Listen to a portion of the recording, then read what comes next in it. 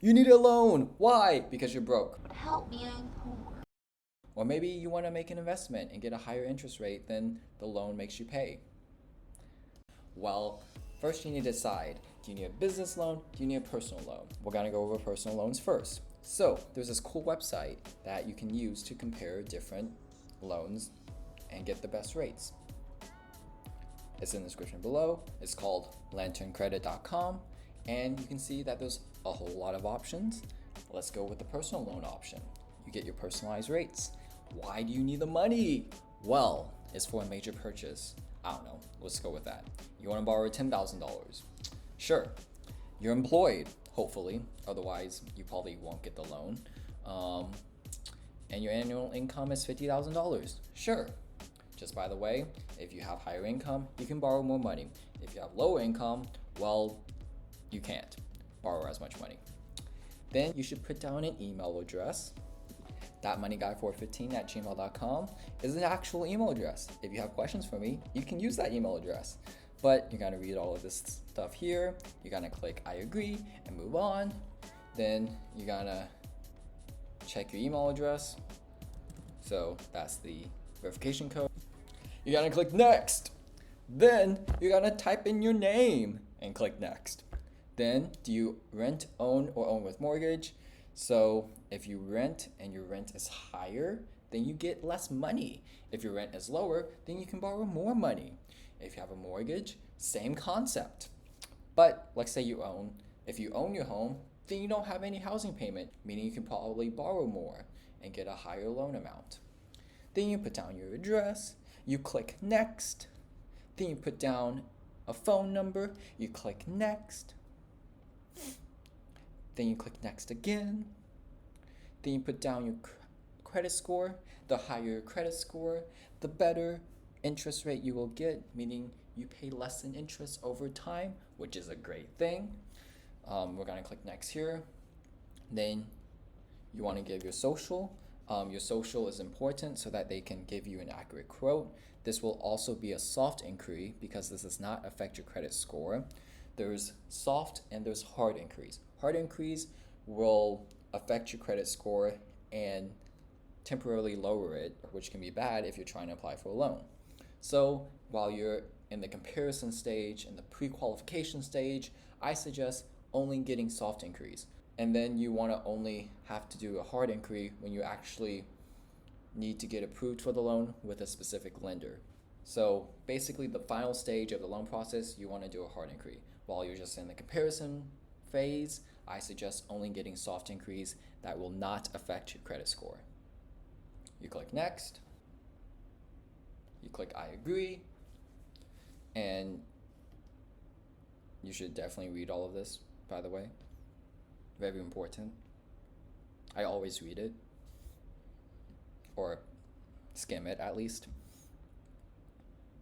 So someone with $50,000 in income that owns their own home, that lives in Florida with a pretty good credit score over 700 will pre-qualify for a loan of about this much. Over 3 years, you pay $285 and 26.34%. Wow, that's kind of insane. I don't like this at all. But I'm not actually wanting to get a loan. I'm just showing an example. So this sucks, by the way. This is way too high, just saying. But that was just one comparison site.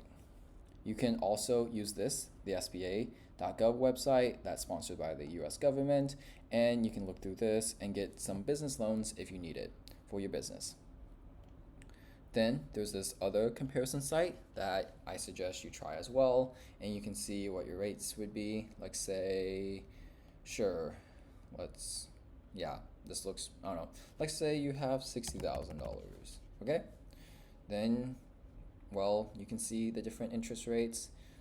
The better your credit score, the lower your interest rate will be, which is pretty good. Then your loan amount and the minimum credit score here. You can check them, call them up, see what you need to do, what the actual rate might be. This is just a good comparison site. But now you want to do actual shopping and look around, call people, and get the best rate for yourself. One other consideration is the origination fee. So that's the fee that the lender will charge you for providing you the loan. It may be $100, $1,000, might be a flat rate, might be a percentage. I don't know, but make sure to be cognizant of the origination fee. You can use this here in order to get a rough estimation of your loan costs. Like say you want to borrow $10,000, like say the interest rate is 10%. We're not going to go with any insurance, and you have to pay it over 5 years. It begins in January. Your origination fee is going to be deducted from the loan, so sure, let's do that. Let's make it a percentage. Let's go with a 4% origination fee. So you pay $212.47 every single month over 60 months, which is 5 years.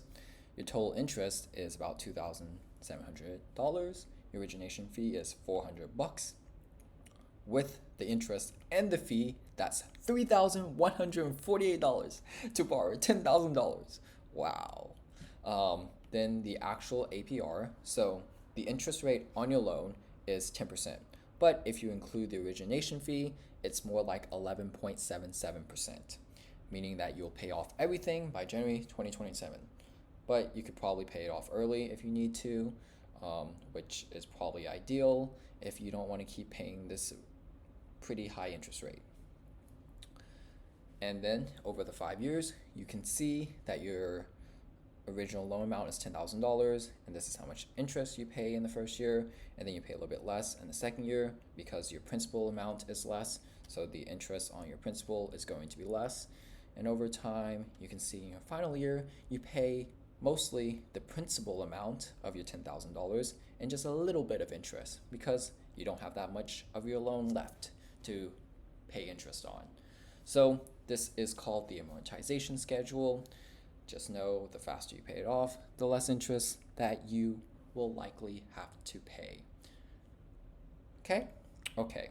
Just to know, if you have any investments and they don't earn you at least 11.777%, you probably want to pay off your loan first before investing in anything because, well, your interest rate on your loan is more expensive. Moreover, you probably have to pay taxes on your investments, while here you don't pay taxes on the loans, so you might as well pay off the loan first. Just a good idea for those who have loans and investments. So some other important factors we shall consider. First, you want to have a good credit score. You also probably want to go to annualcreditreport.com, get a copy of your free credit report, and make sure there's nothing wrong or inaccurate on your credit report dragging down your credit score. If there is something wrong, dispute it so that way you can get a higher credit score. Next off, you might consider asking your friends and family first and possibly even incentivizing them by giving them a competitive interest rate such that you don't pay it to the bank, but instead to someone you actually like. Although maybe you like your bank too, who knows? The higher your credit score, the cheaper the loan will be. And to get a higher credit score, maybe you might want to become an authorized user on someone with a good credit score, like your dad, for example. You might also consider getting a co-signer on the loan. That might help qualify you for bigger loans. You might also consider putting up some collateral. So maybe you say, hey, if I don't pay you my loan, I'll give you my car. So that way it becomes a secured loan, which will usually have a lower interest rate compared to an unsecured loan, which there is no collateral. But they could probably still sue you for the money if they needed you to pay them back. You could also put up your house. These are just examples of secured loans. You also probably want to go to your bank or your credit union, see what rates they offer for the loans. Credit unions tend to offer better rates. Another important thing to pay attention to is your debt to income ratio, because the more debt you have, the less you will qualify for a loan. So let's give an example. If you have $10,000 in income per month and you have debt in the form of student loans or mortgage totaling $4,000 a month, then 4,000 over 10,000 is 40%, which is not below the 36% that lenders will ideally look for. but some lenders go as high as 50%. So maybe if you have $5,000 in debt, they could offer you a loan, although it's very unlikely. Thus, you need to pay off your loans that you already have first before you can get another loan, because your debt to income ratio is too high. 36%, that's what they're looking for, something of that nature or lower. You might also consider getting a credit card. So there's this site here in the description below as well that you can check out. This credit card, for example, that has a 0% intro APR on purchases for the first 15 months. So it's basically a 0% loan for 15 months. Just make sure to pay it within 15 months. Otherwise, you pay a really, really high interest rate. And then you can check it here. Hopefully they have $0 annual fee so that you don't have to pay an annual fee. You'll need documentation like your pay stubs, your driver's license, your bank statements. There are also many different reasons you might want a loan, such as to consolidate your debt, or maybe get a low interest rate. Say you have like 10 different credit cards, right? And you want to get a loan to pay off the credit cards. The loan that you apply for might have a lower interest rate than on your credit cards. So that might be a good option. You could also call your credit card companies and ask if they can lower the interest rate on your credit cards. They sometimes say yes. Maybe you want to do it for home improvement, for medical loans, for weddings. Although I really wouldn't suggest getting a loan for a wedding. But if you want to, okay. Not for me. So be careful and think logically when applying for a loan. Make sure you do your comparison shopping, look for the lowest interest rates, and pay attention to your credit score. So just be careful when applying for loans and make sure you get the best rates. Do some comparison shopping and try to do soft inquiries first before finalizing a hard inquiry to get the final approval. Try a credit card that has 0% intro APR. Ask a family member, ask a friend. Maybe they could provide you a loan instead of going to the bank. Maybe they could get the interest payments instead of the bank. Just make sure to do your due diligence. This isn't financial advice, but hopefully you found this very educational. If you want to like, comment, and subscribe, that'll be amazing. My name is Bailey Zong, that money guy.